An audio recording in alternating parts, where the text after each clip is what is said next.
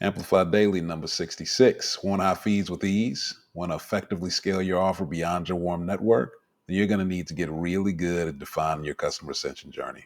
Let's talk about it. When you're still selling inside of your warm network, trust is enough.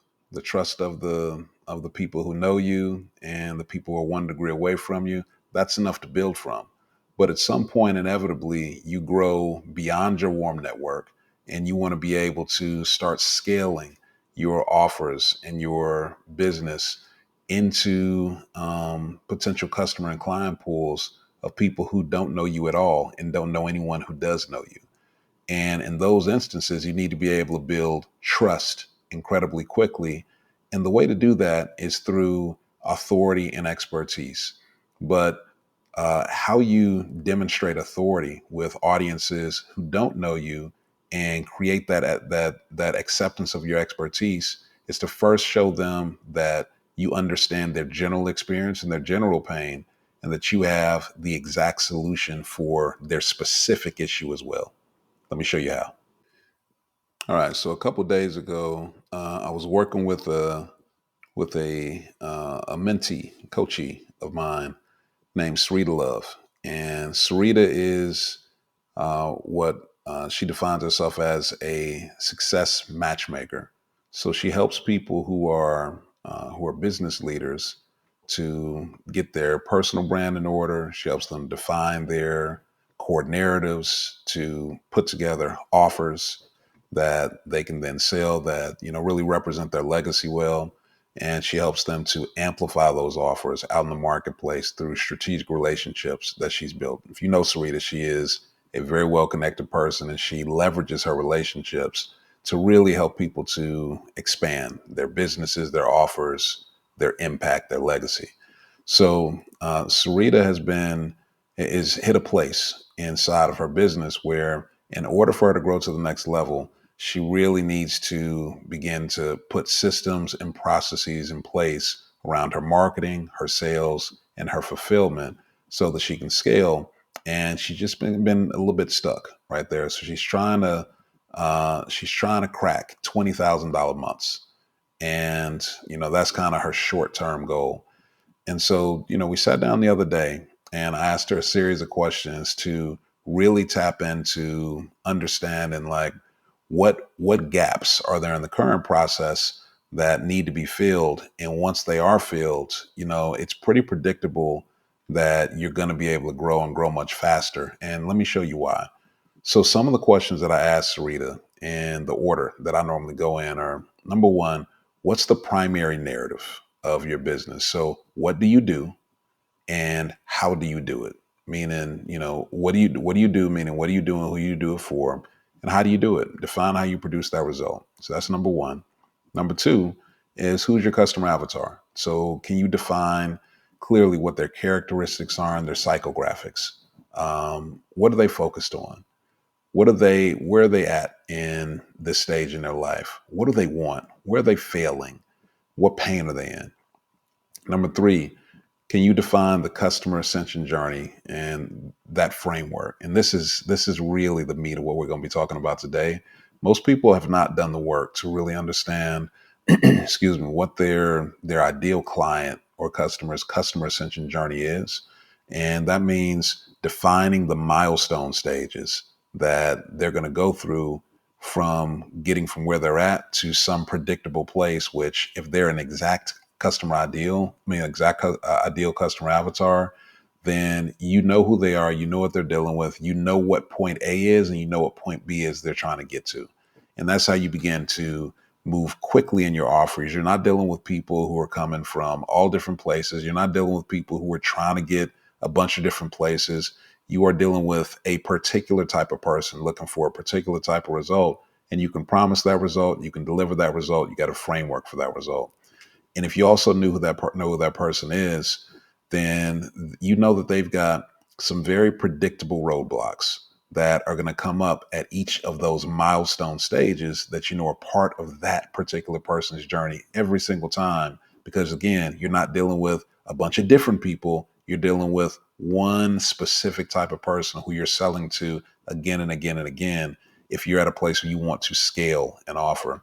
So these predictable roadblocks, you want to define those challenges that and pitfalls they're going to likely step into when they go and try to manage this step of the process. And at the end of the challenges, you also need to be able to define the predictable solutions to those line item challenges that are going to come up at each one of those milestone stages in the process. And ultimately, on that customer ascension journey, when you've identified the milestone stages, when you identify the predictable roadblocks, the immediate solutions, then you also are going to be able to call out to create the programs, products, services that naturally map right onto those particular problems and solutions for their customer centric journey on those different milestones. Number 4, you want to be able to define your brand stories. This is another area where people really just don't have a lot of meat on the bone in general, because storytelling is the key if you want to be able to win hearts and minds in business, especially outside of your warm network. You want to turn off that left brain, turn on the right brain, provide all the evidence and the authority that the left brain needs, but ultimately storytelling is what's going to have people quickly resonate with you when they don't know you already. And that can be a story from your own personal life, or it can be a story from a customer or client who you've worked with. So brand stories that map directly onto these milestone stages, these predictable roadblocks and immediate solutions. Those are the stories that we want to tell, not random stories, predictable stories that map right onto those roadblocks. Number 5, what's your primary offer? Define the core programs, products, and services the company offers and to whom, which again should be aligned with your customer-centric journey.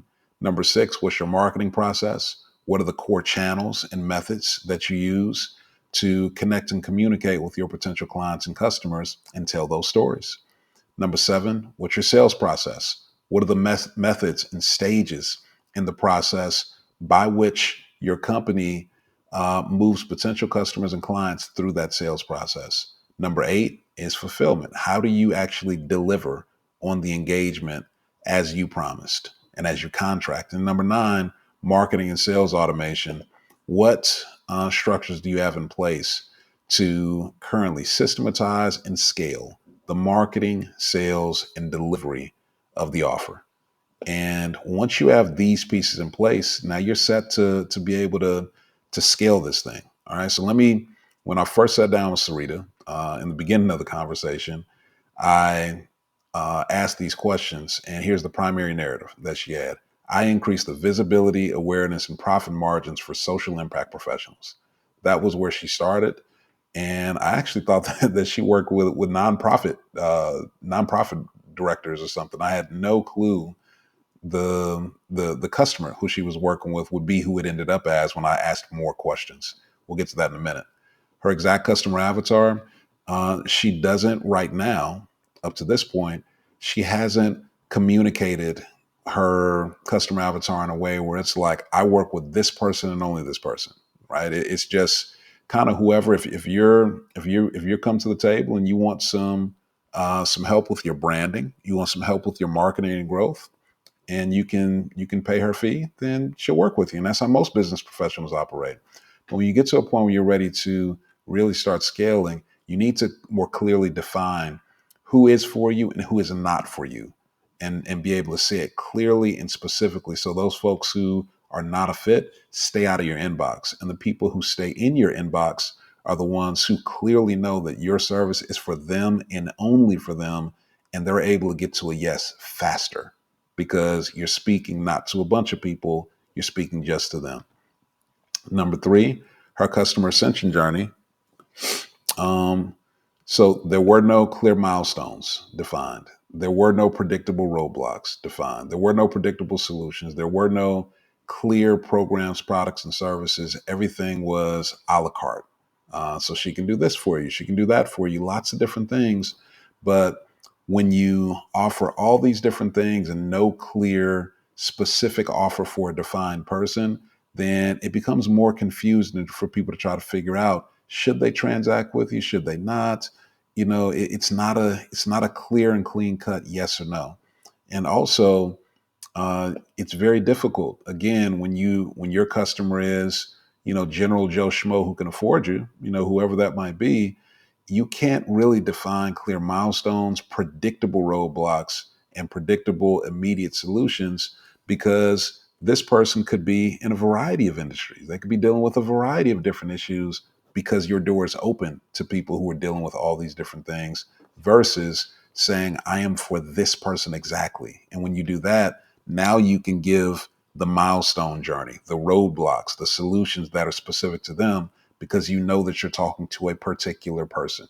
You got to be willing to define it. You got to be willing to niche down in order for you to start to scale that.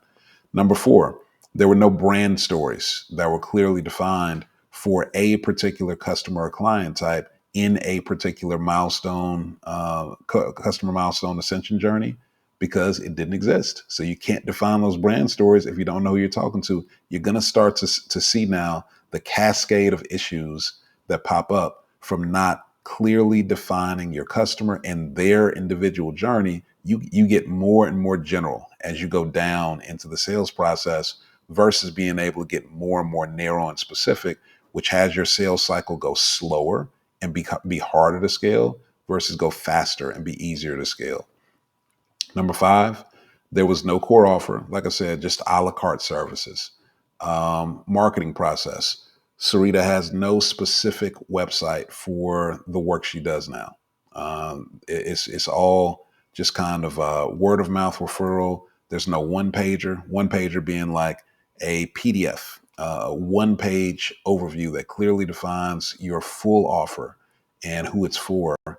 And there's also no offer overview video online, where somebody who's interested could go and look this thing up without having to have a full conversation with Sarita and give that level of commitment. So when she told me that, I said, okay, well, if that's the case, I'm deducing that the only possible way that somebody could find out about you is if it's a word of mouth referral, or they meet you at an event. You don't have any press out there. You don't have any videos out there outside of meeting you or hearing about you. There's no way that they could potentially find out, right? You got two channels. And she said, yeah, I guess that's accurate.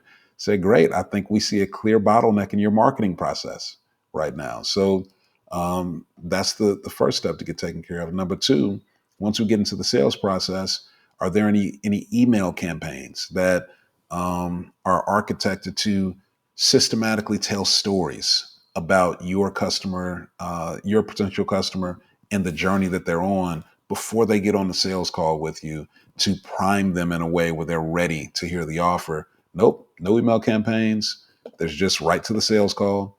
Is there an actual defined sales presentation where you open up a slide deck and move them through a set of visual stories, a set of words that are choreographed to get them into a particular mood, to get them to a particular mindset before you make that offer? Nope. No sales presentation. So it's just a conversation. And that conversation can go a variety of different ways. But at the end of it, there is a contract plus an invoice proposal template that is sent out to that customer via a service called software called HoneyBook, and it's custom every time. And the reason it has to be custom every time is because there's not a clear defined offer that's the same every time. It could be this for this customer, this that for the other customer, because it's different people every time, which requires new work every single time. Requires you to go and delete this line, add this line, change this language. That adds up. You can't scale that quickly, because you got to do a new proposal and contract every single time. All of these little things add up and slow down your marketing and sales process, and do not allow you to effectively scale. Number 8, fulfillment. She currently fulfills via the partners that she's got in different areas of the business need. And Sarita's great about that. She's got great relationships with really high quality folks. So for the different pieces of the puzzle that her clients need filled in, she just pulls in the right folks, manages that relationship, makes it seamless for her clients, And that's how she works. So that part is still solid in her business. And marketing and sales automation does not exist in their business now. So as we see, whole lot of red areas that are impacting her ability to actually take this offer and add more fuel to the fire. If she did add more people, the whole thing would collapse. There's only a limited amount of time for her to talk to people, and based on the infrastructure of the business, there's just not a way to scale her going to a bunch of different events, having more and more and more sales calls. So we need a better marketing process. We need a better sales process, and we need to be able to make the conversions more consistent by doing better storytelling throughout. All right, so let me walk you through where we landed after I talked to Sarita.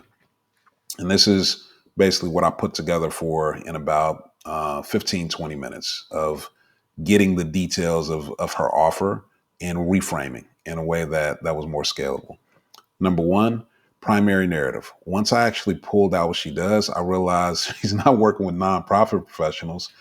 Sarita helps seasoned business leaders who are focused on their legacy expand their impact and income. That's what she does. How she does it is by leveraging strategic relationships to cultivate and grow their personal brand platforms and launch impact driven programs, products, and services. All right. And so that is a very different core narrative. She works with people like me. I didn't even know. She works with people who are business leaders who want to, get out ebooks and online courses and, live events, and they want to speak, and they have no idea how to do that. They've been head down in their careers doing a great job for 15, 20, 25 years. They're at a point where they're comfortable, they're making money, they've got identity, but uh, they've not cultivated their personal brand, particularly online. And they don't know how to do that. That part isn't me anymore, but it used to be me, and it's a lot of my clients and customers. So she has all of the relationships to help somebody to build their personal brand quickly, to get their narrative out, to get their narrative defined, to get them on stages, to get them the 40 under 40 awards. Like, this is what she does, all the PR, all the pieces, but there was no framing around how she talked about it. So let's keep going. Number two, this customer avatar, the sectors that they're in. Generally, they're in financial or they're in wellness. In terms of the impact that they want to make. So they want to impact things like homelessness, recidivism, mental health. So they're a heart-centered person who is working on community projects. They either have a nonprofit or are interested in starting a nonprofit to really get their legacy work out into the world. But they still want to make money. Their business structure, they're usually at this point entrepreneurs. They're business owners who've got a team in place. Their business is thriving. And again, successful entrepreneurs or business owners are primarily her person that is ideal. They're ready to build their career identity and their personal brand platform. So they've got an identity around being a business person. They don't have that career identity around their personal brand, being out in the world, speaking, coaching with online programs, being in front of rooms, doing that kind of thing out in the community with their legacy projects. They don't have that. They don't have that book that's gotten out. They don't have that podcast. They're not making appearances, and they don't know how to do that. What else? So I talked about that stuff. The pain that they're in right now, they feel incomplete. They've got all this money. They've got the outside looking in. They've got the stuff that people would say, "Oh, you're so successful," but they have a legacy that they want to get out into the world, and they don't feel like they're getting there, and they don't know how to get there. They have not prioritized building their personal brand platform. They know it, but they don't know the first steps to go about doing it. And they're not going to put out something janky. So they need help, and they don't know where to get it from. The background of this person for her is generally the person that, the way that she described it, from the block, keeping it real, to the boardroom, sealing deals. Basically, is somebody who's come from, just regular circumstances, and in some cases challenge circumstances. And there's somebody who's a chameleon. They can be in whatever room and feel very comfortable, from street level all the way to boardroom level. And that's our person. So the customer ascension journey, Once she described who the person was, I was able to give language to what Sarita has been, the person she's been working with, but didn't really have a defined framework for what she does. So I asked a series of questions and was able to identify, okay, Sarita, it sounds like across 5 stages, this is what you do. Stage 1, with their personal brand, you frame their narrative, and that means helping them to language their career identity, their personality, their voice, their tone, their offer. Number 2, in personal brand, you help them to develop their skills for communicating their personal brand narrative, clearly and concisely communicating their career identity and offers in rooms, in front of rooms, on stages. Number 3, their assets, their professional photos, professional brand, personal brand logo, their one pager, their speaking overview. That's what you do with personal brand. That's stage 1 and what we're going to call her brand to bank framework. Stage 2 is offer creation. Programs, live events, group training programs, online courses, membership subscriptions, live intensive, products, ebooks, downloadables, merchandise, services, one-to-one consulting, coaching, etc. So that's the offer creation help that she gets to her clients and customers.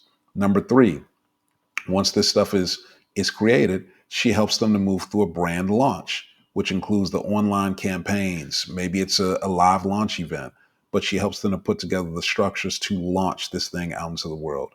Number 4, the brand marketing ongoingly after launch, social media, the PR, like I said, getting people those 40 under 40 awards, making those phone calls for them, podcast appearances, live event speaking opportunities, monthly brand activations. These are the things that she helps with. And number 5, stage 5, is the success matchmaking. It is real, and this is really where Sarita shines, is amplifying the offer and that person through the strategic relationships that she's developed across industry, across the country over the last 20 plus years of doing what she does. So those 5 things make up Sarita's framework.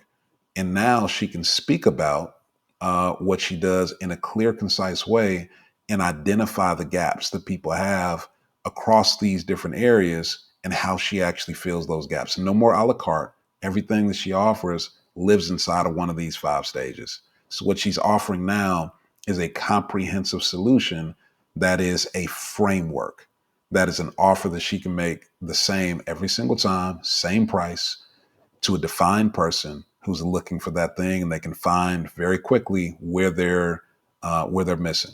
Now, what does that make available? We didn't have the time to go through this during the session, but what that makes available is the opportunity for Sarita to actually identify brand stories from her personal life and from lives of her clients and customers that map directly onto these different milestone stages: personal brand, offer creation, brand launch, brand marketing, success matchmaking.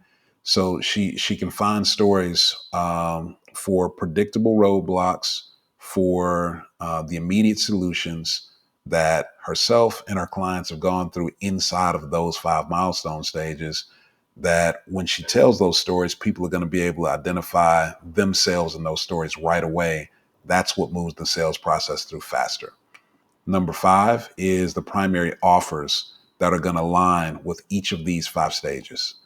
Number 6 is the marketing process. I told you about what she was doing before, which was basically the only way you could find out about her was word of mouth referral, or you met Sarita at an event. So what I identified, now that we've got these things in place, we can do social media campaigns that tell that specific story about her 5-stage brand to bank process. We can host masterclasses with a one-to-many format online, where she does short training, 60, 90 minutes, to that particular type of person about what gaps they have inside of those 5 different stages. She can do hosted live events where she does the same thing as that online masterclass, but in a live event format. Still can manage the word of mouth referrals, of course. She can put up a simple one-page website that talks through everything above. She can do a simple one-page offer overview that talks through her 5-stage brand to bank framework. She can do and offer an overview video online that talks about that framework clearly and concisely now, because she doesn't have a random assortment of all these different a la carte services that she could never say in a clear, quick overview. Word of mouth referral, we've already covered that. And then obviously people can still meet Sarita at events. But the amount of channels that she now can communicate in effectively, and that she can put stuff online that lives beyond her needing to be in a conversation live, is very different once she's now defined that customer ascension journey. Number seven, her sales process also can look a little bit different now. Group sales calls, along with one-to-one sales calls. And that honeybook contract invoice and proposal that comes at the end of the sales call that used to have to be custom every time, now it can be predefined and take no time to spin up when she's got a new potential customer that she wants to send that to. Fulfillment, still the same fulfillment partners. That part of her business was already healthy. And what she also can implement now is a CRM to automate the email campaigns that when somebody new comes into her sphere, she should be indoctrinating them before the sales call into that nurture email sequence that tells those stories of her life, of her customers and clients of past, that map right onto these different five areas with the predictable roadblocks and immediate solutions that she knows the clients who are coming in are facing and that they need. And that's what it looks like. So really quick, I'm going to give you a simple snapshot of what it looks like when this is implemented. This is a brand called Activate Your Vision. I've shown y'all these two guys on some other Amplify dailies that I've done. But basically, I've done the entire process that I just walked you through with this brand. And you'll see as I scroll down the page that one of their milestones for their particular customers, their framework that we defined it as is called the seven-figure growth path. And they have five milestones in their framework. And milestone one is create your vision. This is for people who are online, who are looking to build a clothing brand. Um, and so milestone one is they haven't yet had their first $1,000 month. Okay. Now, if you're in somebody who's in milestone one, the predictable roadblocks are they have no brand story, that they let low to no money keep them from getting inventory because they're scared. They don't know where to source their first merchandise order, and they don't have any sales skills. That's predictable roadblocks that 9 out of 10 people who are in this create your vision phase, this number one milestone, are facing. The immediate solutions for that are start with why, not what, in terms of telling that brand story. And all of this obviously is what they train you to do in their program. Number two is if you're dealing with a load on no money to keep you, that keeps you from getting inventory. First thing is to reframe your mindset, because you're looking at that from from an inaccurate perspective. And they show you how you can start with a pre-order method with your friends and family to sell out your first order before you even make it. So if you don't have 10, 15 people that are in your friends and family network that are willing to spend 20, $30 with you to get you out the gate, they're just because it's you, right? Not because this is going to be some huge business, but just because it's you probably need to reevaluate your network. So this is the first place to start with that pre-order method. And their save method is literally, you work somewhere, save until you get $120. They started their $16 million brand with 12 shirts and $120. And so they teach people to do the exact same thing and how to then go out and flip that merchandise. And then if you don't know where to source your first merchandise order, you don't have the sales skills, being connected with the right information network is what you need. Now, how these roadblocks and immediate solutions come to life is inside of stories. And you'll see these are videos that I have them do that literally match 1-to-1 with the predictable roadblocks and the solutions that go with them. And then ultimately, when they tell these stories, it's a 3 months.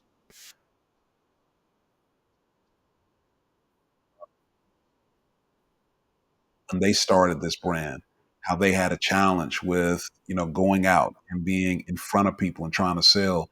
These are not super done up videos, because what does better online is actually organic stuff that looks like it's raw and real right from your phone. It's just you, and it looks like you're telling a story to a friend. Portrait mode right there on your phone. I'll have my video team go in and like touch these up just a little bit, add some captions, etc. But these are going to stay very natural and very real. And even the playful nature of the video, you see, so that's Marlon talking, but you see in the background, let me see if this is gonna pop back up. So in the background, you see Nick pop into the frame. It's just a playful little video. Marlon at this point is talking about how he was a great salesman, and Nick was probably the one who needed more training. Nick peeks into the video. Stuff like this is fun. You tell your story. It's 3 minutes, and it's for social media. It's for people to understand your brand, understand your heart, understand you're a regular person just like them, who was at the same place that they're at right now once upon a time. These are the stories that actually communicate and that are going to have your customers really see who you are.